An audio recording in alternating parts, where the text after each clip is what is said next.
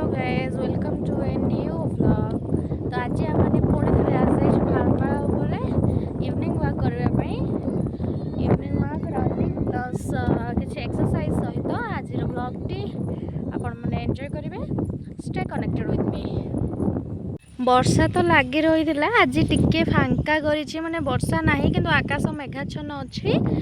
तो से बहुत दिन आसी नु प्रायतः 4 ରୁ 5 दिन हम मैंने आसी नु। आज जेहेतु टिके पाग फांका अच्छी वर्षा है नहीं तो आसिलु आउ थे पुणी मैंने भारतमाला उपर टिके बुलायापी।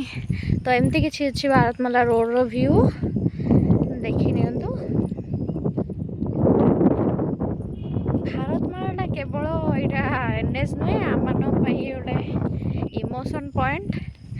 मनटा जिते बड़े भी खराब थाए ये आसिक थे बुलीगले कहीं जानी कौन अच्छी मैजिक सब जिन ठीक हो गला भाई लगे। तो से भारतमाला सहित नो कम्प्रोमाइज जिते सुजोग मिला चलो भारतमाला।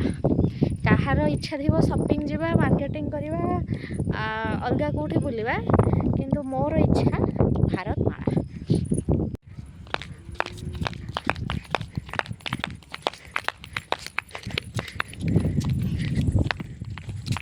पटे देखिपे भारतमाला ठीक तलू को लगिक अच्छी आमर सुविस्तृत चाष जमी। बर्तमान जेहेतु सीजन चाष सीजन तो हल हो जमी लोक मैंने भी अच्छा धान रुआ चली।